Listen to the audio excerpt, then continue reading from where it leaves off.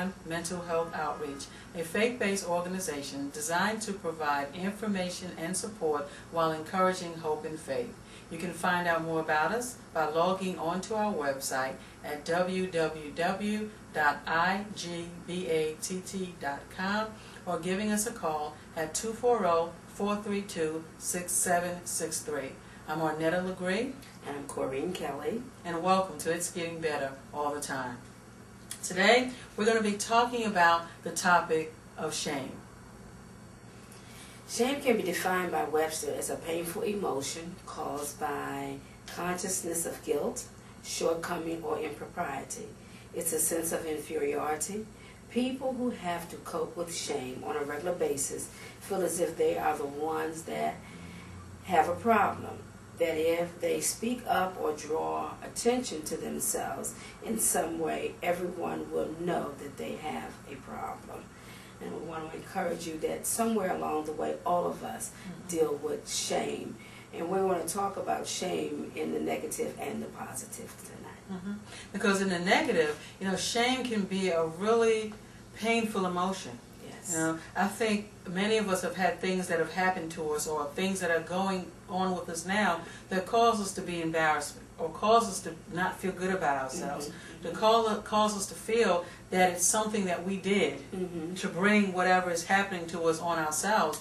And we want you to know that unfortunately things do happen in life, but you don't have to be embarrassed. You don't have to feel shame about it. It wasn't your fault, and it is not your fault.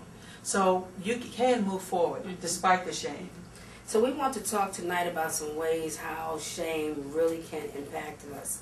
Number one, shame can cause us to feel angry, to withdraw, to feel resentful of others. Shame can cause us to overcompensate or to try to be perfect in ways of erasing the feelings of shame that we have on the side of us. Shame can keep us from acknowledging the fact that we have a problem or situation, and it also can keep us from moving forward and becoming what God wants us to be.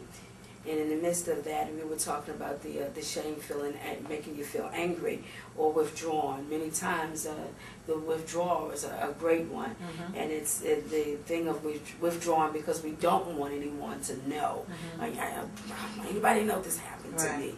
And you begin to come out of your personality because you're putting on this facade to impress others.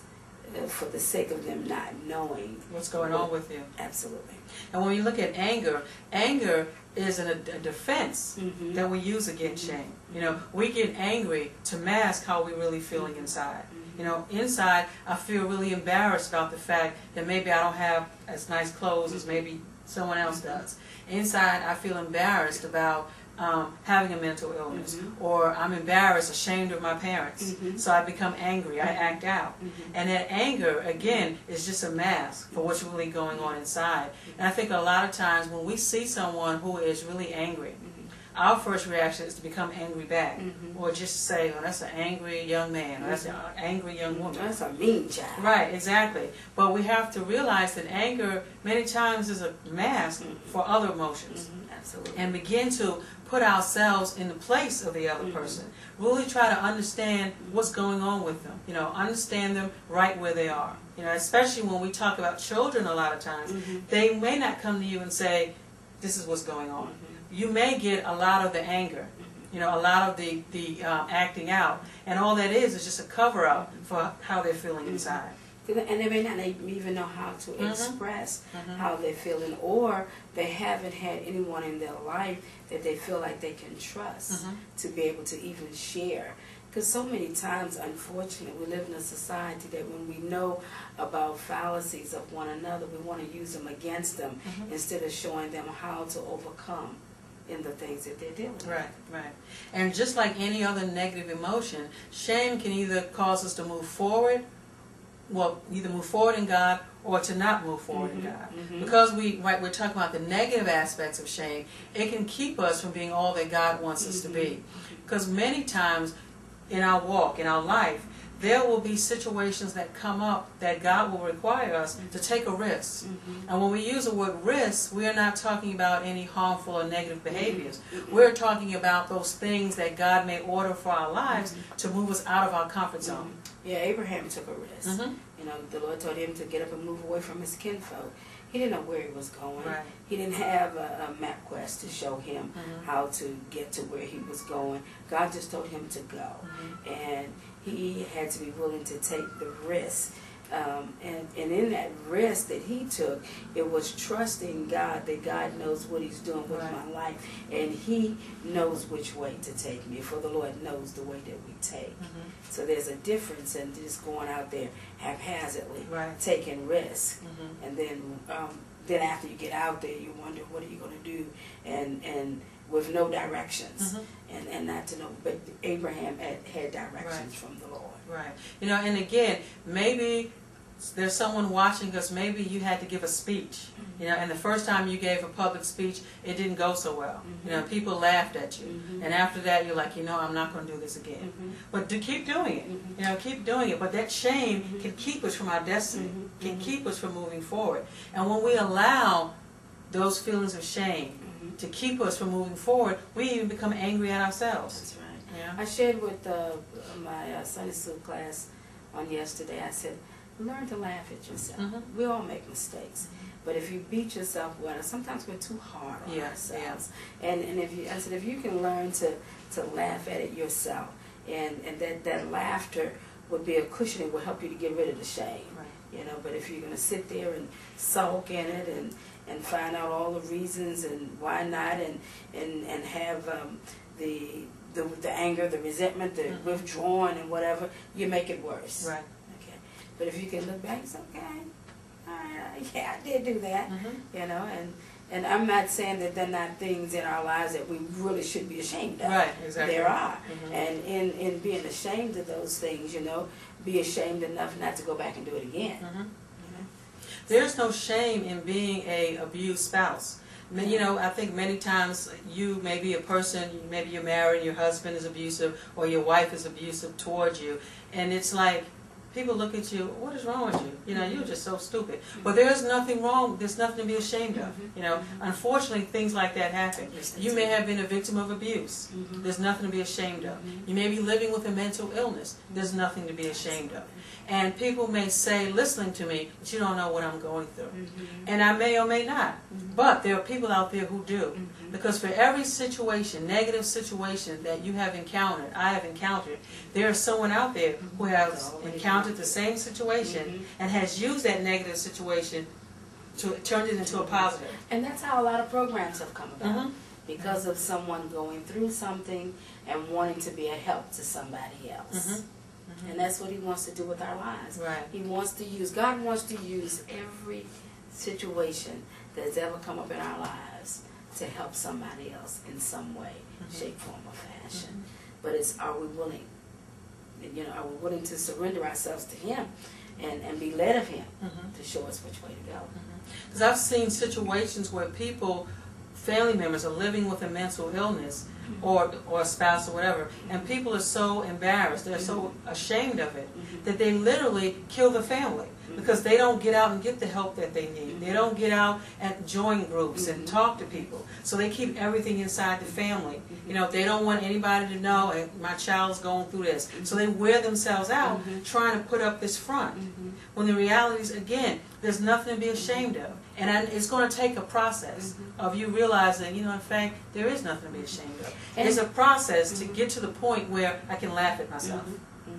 And most things that all of us have endured in our families, somewhere along the way, if it's no more than one, somebody has experienced it, if we be honest with ourselves, you know. We want to feel like, you know, this is a totally different and unusual family over here because they're going through this.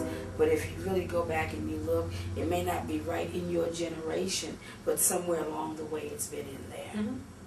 Definitely. And we're not, none of us are exempt from things happening to us. Exactly, exactly. Number 3, shame can keep us living in the past or in the shadow of what could happen. You know, something happened to me negatively in the past. I go through life trying to cover that up. I don't want people to know my past. I'm embarrassed about what has happened.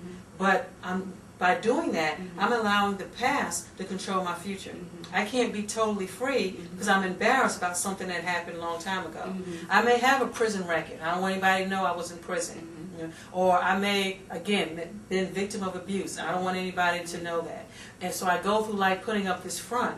But again, fronts, it takes a lot of work to put up, and sooner or later they come down. And then one of the things that that happen is if the shame doesn't come out in anger and resentment towards others, I hide it in here, and then I begin to break down my body, begin to be sickly, I begin to have problems, and maybe migraine headaches, it may be depression, and maybe some of these, and I'm not saying there isn't a clinical depression, that's not what I mean, but some of the things that people go through is because of just that, you know, not dealing with their shame will even make them deny their own self what has happened.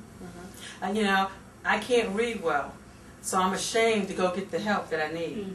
You know, that can be a positive way. You know what? I'm ashamed. I can't read well. You know what? I'm not going to let the shame hold me back. I'm going to sign up for an educational class or whatever.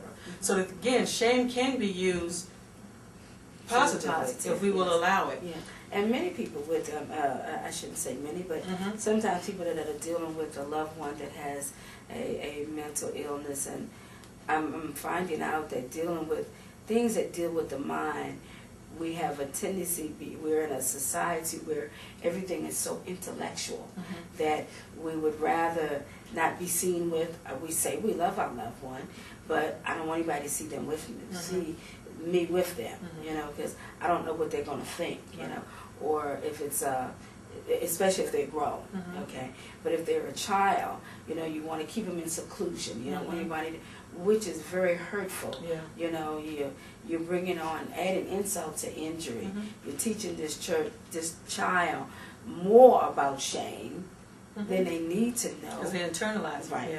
And then you're causing them to have low self-esteem because sometimes they're already dealing with and going through with mental things with themselves and trying to decipher what is good and what is bad, and then I come along and treat them that way and make them really feel even worse than what they felt before. Definitely. Another thing that we talk about, again, shame can keep us on the defensive. We go around trying to protect ourselves. You know, we don't want anybody to know that this is going on. Well, how's your child doing? Okay, well, I don't want to talk about it. You know, oh God, I pray that no one asks me what my child is doing. I pray no one asks me what my wife is doing. Because you don't want to say, well, you know, my wife has a mental illness and she's doing good, but she still has a mental illness. We don't want to be honest because we're embarrassed. We don't want people to know. And again, so for that reason, we're on the defense all the time. Yeah, they may not be my friend anymore if they know this is what I'm dealing with. Exactly. And shame, again, all of us, we have in us the ability to overcome anything that we might be dealing with. And I know when I say that, people are, no, not really, we all don't have it. No, we all have it. We all may not have the same gift, or we all may not be able to overcome the same way, but we can all find meaning in our life. You know, I may have a mental illness. No, I may not be cured from my mental illness. I may have a other negative situation that I wish I didn't have, but the reality is that I do. And once I begin to accept that I have a mental illness, accept the fact whatever the negative situation is, I can begin to move forward and move out of this bondage of shame. Because that's what shame is. It's a bondage. It keeps us hostage. It keeps us held to the past. It keeps us held to putting up all these defenses. You know, it keeps us limited in our lives. Because if I'm afraid to be embarrassed, if I'm ashamed, I'm not going to do but so many things. I'm not going to move but so far because I don't want my secret to come out. That's right. I don't want people to know whether the case I can't read, I can't drive, I can't, all the different things that I can't do, or the things that I'm trying to hide. And the interesting part about it though is, as we go along, sometimes in the midst of trying to cover it up, we totally oblivious to the fact that somebody still knows. And I'm thinking while you're talking of an incident when someone was a dear friend of mine, and something the person did, and I had to figure a way to ask them the question, not could they, but how well did they read. So we still need to know, in dealing with someone, when we recognize that they're trying to cover up something, how to be able to reach out to them without making them feel more shameful and condemned in the situation that they're dealing with. So when I asked them, the person, how well, and they says, I don't read very well. I said, okay. I said, we can work with that. And they looked at me, and it was almost amazement to them, because in the past, that's not how they were treated with it. If they were made fun of, they were put down for it, and made mockery of almost through it. And in dealing with the person, I would take time out to show little things to them, to show them. My attitude with them was, recognize first of all that I'm your friend, and I'm here to help you, okay? And if you can deal with me on those, because see, it's going to take something on both parts. Excuse me, if you can deal with me on that level, and not think about the shame and the embarrassment and the condemnation that you had before with going through this, and I don't intend to hurt you. Now we have to realize that each one of us are human, and sometimes we can still do things not quite the right way. To help someone, we can be sincerely wrong.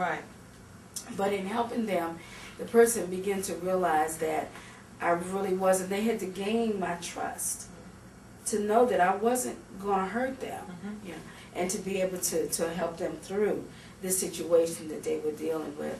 So even though they could not themselves read as well as they needed to and wanted to, they would ask me, could you just read this for me?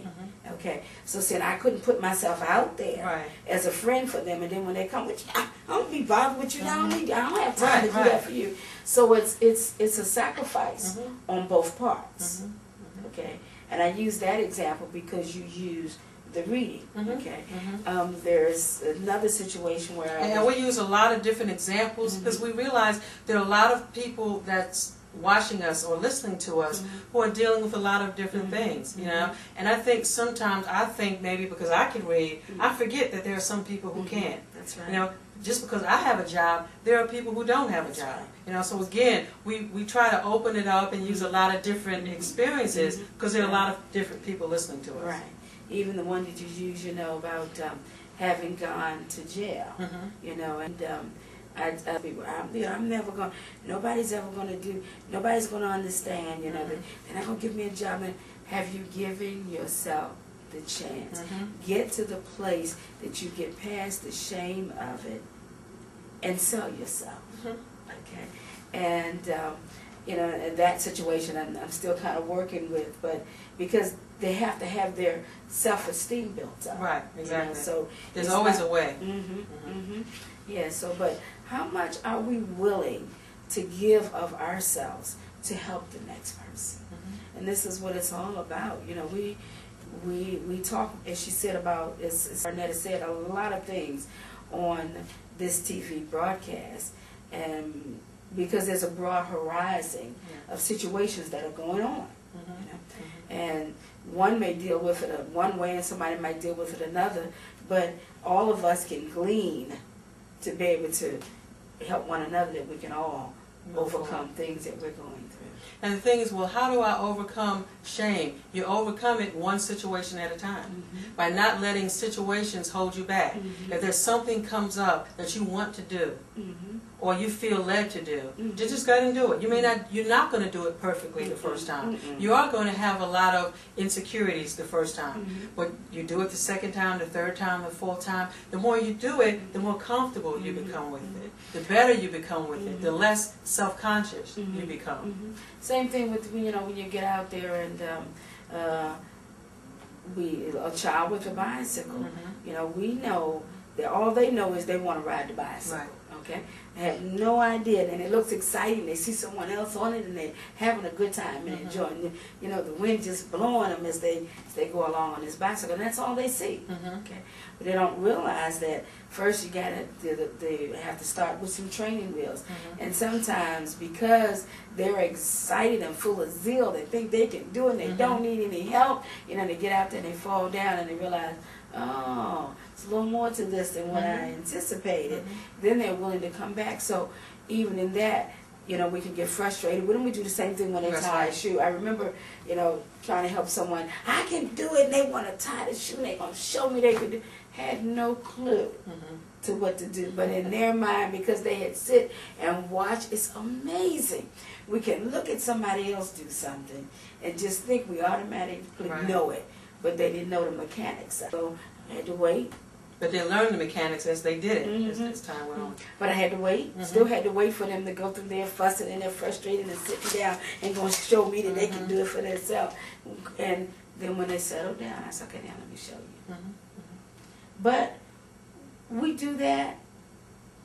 And I was getting ready to say with children, and sometimes people don't even do it with children, you know, but in most cases, we don't have the patience that we need to deal with someone to help them come out of their shame. And we don't even have the patience to deal with ourselves sometimes. You know, I mentioned the fact that sometimes you may just have to do it, and the more you do something, the better you get at it. But it's a process, even to get to that point. For some people, you can't do it. You may need to talk with someone. You may need to sit down with your pastor, with your therapist, a counselor, a friend, and that's okay. To talk through what's really going on. To talk through what is hindering you, what's holding you back. You know, shame is just one emotion. Oftentimes there's a root that's attached to shame.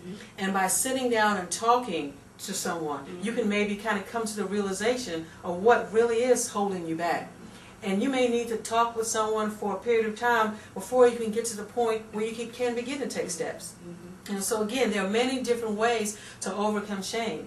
And what might work for me may not work for you. So I want you to understand that, again, you don't want to get into comparing yourself with someone else. You know, for some people, it's real easy for them to get up and talk to 1,000 people.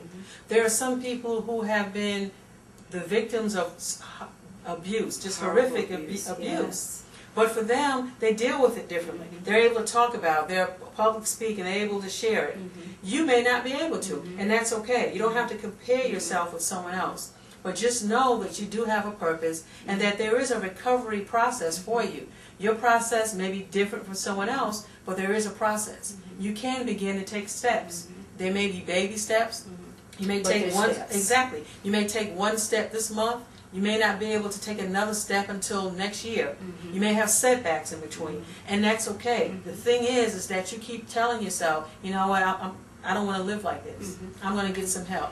And then, like I said, there are plenty of people out there, whether it's therapists, pastors, friends, who you can talk to if you need to do that, and that's okay. You know, whether you're Christian, not Christian, or whatever, you know, you can do that. And I think that's important. So, you know, what we're doing, we want to encourage you to, if you're dealing with the shame of your past or something that you're even in right now, you need to today make a commitment to yourself that I will not be in this state any longer, and begin to get some strategies to take you forward to get out of it. But the first thing you need to do is recognize, yes, you are in a shame situation.